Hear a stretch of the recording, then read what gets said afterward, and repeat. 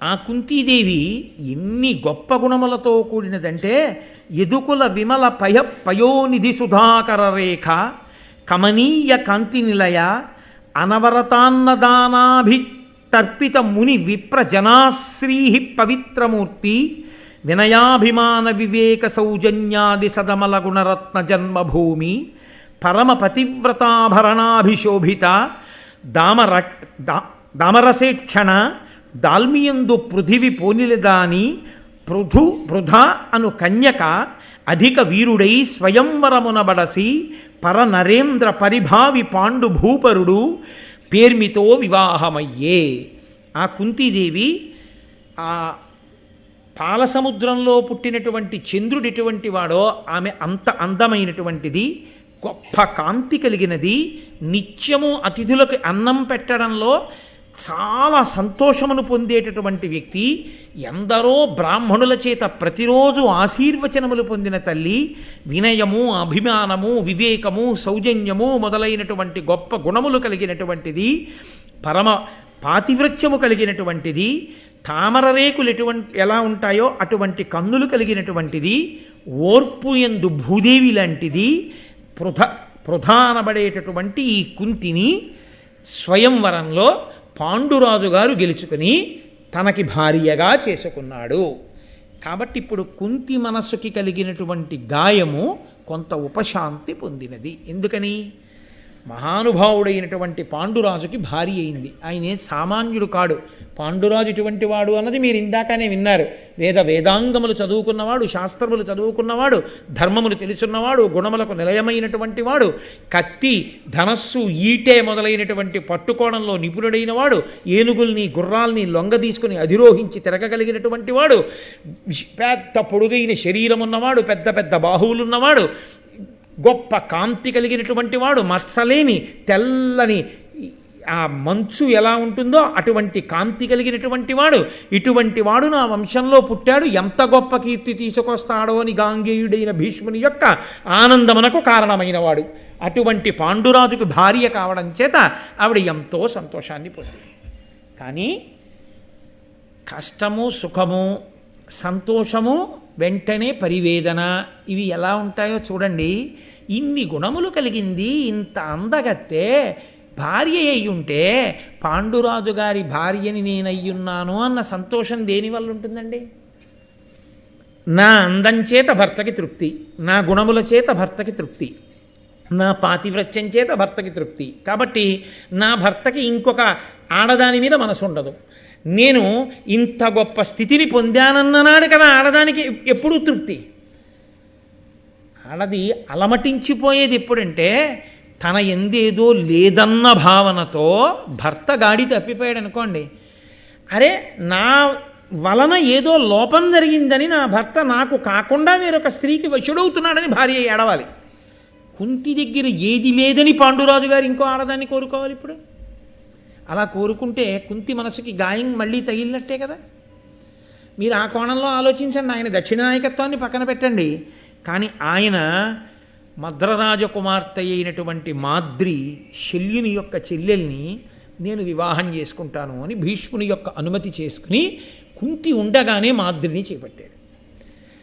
ఏదైనా బాగుంటుందేమో కానీ సవతి వచ్చినా కూడా సంతోషంగా ఉంటే అసహ్యంగా ఉంటుంది. అది తట్టుకోలేనటువంటి విషయం స్త్రీకి. కాబట్టి కుంతీదేవి యొక్క జీవితంలో మరొక్కసారి గాయమైంది.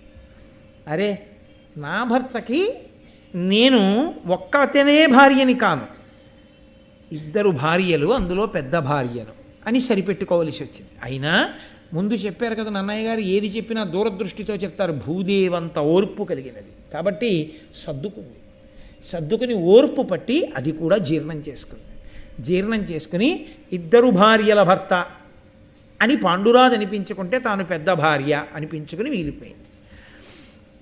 సరే, కొంతకాలం జరిగింది. పాండురాజు గారు అతుల ప్రతాపలీలాయుతుడై ప్రాగ్దక్షిణాపరోత్తర దిగ్భూపతుల నిజ శాసన వశీకృతులంగావించి తనదు కీర్తి విలుంగన్ 4 దిక్కులను గెలిచి భూపతులందరినీ కూడా గెలిచి గొప్పగా ఆయన జైత్రయాత్ర చేసి అనేకమైనటువంటి ధనరాశుల్ని తీసుకొచ్చాడు. ఇన్ని తీసుకొచ్చినా పాండురాజు యొక్క గొప్పతనం అంతా ఎక్కడుందో తెలుసా అండి? అన్నగారికి చెప్పకుండా ఏ పని చేయడు. అన్నగారిని గౌరవించకుండా కళ్ళు లేని వాడివి నీకేమొచ్చని తోలనాడడం. నిజానికి ధృతరాష్ట్రుడు తాను ఒక తండ్రి బిడ్డలేమో కానీ ఒక తల్లి బిడ్డలు కారు. ఈయన అంబాలిక కొడుకు, ఆయన అంబిక కొడుకు. ఆయనకి కళ్ళు లేకపోయినా ముందు పుట్టిన ఆయన పెద్దరికానికి మర్యాదనిస్తాడు. ప్రతిదానికి ధృతరాష్ట్రుని యొక్క అనుమతి తీసుకుంటాడు. ప్రతిదానికి ధృతరాష్ట్రునికి చెప్పి గౌరవిస్తాడు. అందుకే మహాభారతంలో ఆ ఉద్యోగ పర్వం మొదలైన చోట్ల చెప్పుకున్నాడు ధృతరాష్ట్రుడు, పాండురాజు ఎన్నడూ ధర్మం తప్పలేదురా, అంతటి బాహుపరాక్రమం ఉండి 4 దిక్కులను జయించగలిగిన వాడై ఇటు పాండురాజు ఇటు భీష్ముడు ఉండగా నేను కళ్ళు లేని వాడినైనా ఇంత వైభవాన్ని పొందానురా, బంగారం అంతా తెచ్చి నా కాళ్ళ దగ్గర పెట్టి నా చేత అశ్వమేధయాగాలు చేయించాడురా, అంతటి ధర్మాత్ముడు, సింహాసనం ఆయింది, నీకన్నా పెద్దవాడు ధర్మరాజు ఉన్నాడు, రాజ్యం నీకిమ్మని అడిగితే నేను ఎలా ఇప్పించనురా, నాది కాందాన్ని ఏడిచాడు ధృతరాష్ట్రుడు. అంత గొప్పవాడు పాండురాజు, గుణనిధి, మహానుభావుడు. అటువంటి పాండురాజు వినుత యశుండు, పాండు నృపవీరుడు, దిగ్విజయంబు చేసి పెంపున గొనువొచ్చి ఇచ్చిన అపూర్వ మహాధనరాశి, పేర్మి వారని విభవంబుతోడ ధృతరాష్ట్రుడు చేసే శతాశ్వమేధముల్, దనిసన భూసురేషులకు దక్షిణలిచ్చి యథోచితంబుగన్. ఆ పాండురాజు గారు వెళ్ళి దశ దిశలను గెలిచి 4 దిక్కులను గెలిచి ఆయన తెచ్చినటువంటి అపారమైనటువంటి ధనరాశులతో 100 అశ్వమేధయాగములు చేశాడు ధృతరాష్ట్రుడు. అంటే ఎంత భాతృభక్తి కలిగినటువంటి వాడో మహానుభావుడు పాండురాజు.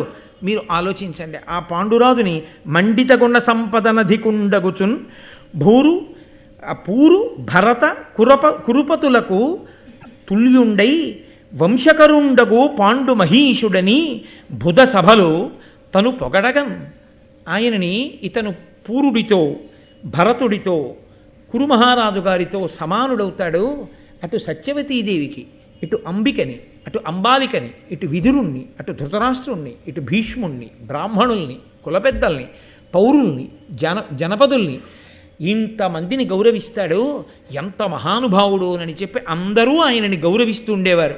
ఆయన కూడా ఆ తెచ్చినటువంటి ధనాన్ని ఎంతగా దానాలు చేశాడంటేట, కటిక దరిద్రుడైనటువంటి బ్రాహ్మణుడు పాండురాజు చేసినటువంటి దానాల్ని పుచ్చుకొని అపారమైన శ్రీమంతులయ్యారు.